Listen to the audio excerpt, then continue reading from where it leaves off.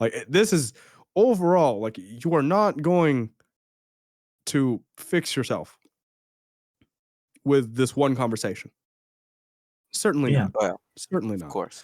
I mean, I couldn't. I still have intrusive thoughts that come to me, and I fucking teach this to people.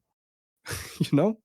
And so it's difficult. It's difficult, especially when you do the internal work and you think that you had it, and you think, you were really had it down pat.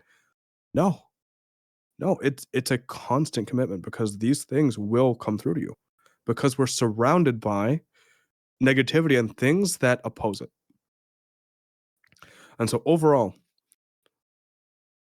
the impacts on your life, your mental, emotional, and even spiritual well-being will be greatly improved. 100%. And, even by extension, because you'll actually want to take care of yourself, then your physical will also improve. Yeah. Mhm. You will live with greatly reduced anxiety, or depending on your state in life, not at all. You'll get meaning and beauty in your life again. And you'll see suffering for what it is, and you'll be able to take it in stride because of your internal work and your conceptualization of what's actually happened to you. The downside is, overall, that it does take a lot of work because it's very, very different having this conversation, being able to acknowledge it versus internalizing it. That takes Yeah. practice. Because for me personally, it wasn't just about acknowledging, but really whenever I actually needed to learn those things, whenever I was really, let's say, down in the dumps, and I really needed to look to something to prove my suspicions wrong, that I was the problem, for example. That I was, let's say, not worthy of X. Maybe that I did something to make my relationship fail. When really that's not the case at all. Because as long as you do everything that you're within control of, which is all in here, you can't be held to account for something failing. Right? Just Yeah. like that business, a car could just drive through your store and Out of your decimate you. control. Exactly. And then comes our approach to suffering, which we get from philosophy and religion. And then you get a really coherent view as to how to move forward in life and how to let certain things affect you in different ways. And then that's where the invincibility is.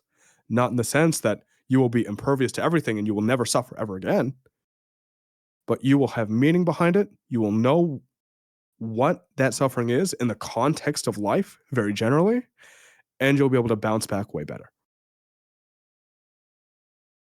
Yeah, like really just knowing your stuff, Exactly. how Exactly. to handle yourself.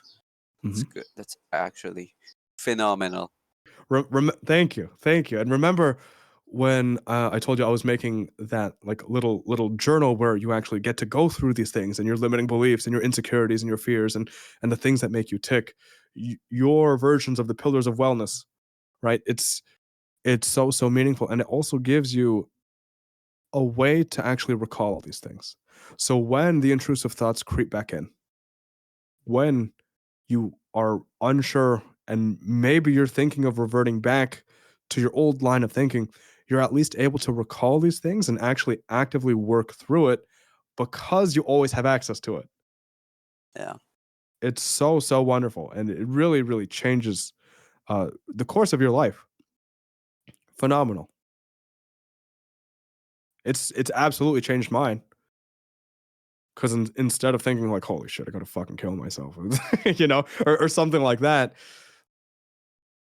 even changing the script, like when you catch yourself doing that, even changing it is just so valuable, and it really changes your perception of self and your outlook on life. And that is the essence of what this whole thing is about. The internal work, the philosophy, and the implications that give you that meaning. And that's it. You just have to. It's like having this cheat code that whenever you're facing this problem or this Yeah. situation, you just Mm. always have to remember Noah said this, and then it fixes it right up. It's I mean, actually good. that's a good way to go about it, but A Yeah. better way that you could actually internalize these things is to actually, sure, take notes from what I'm saying, but also apply them more intimately to your own situation. Yeah.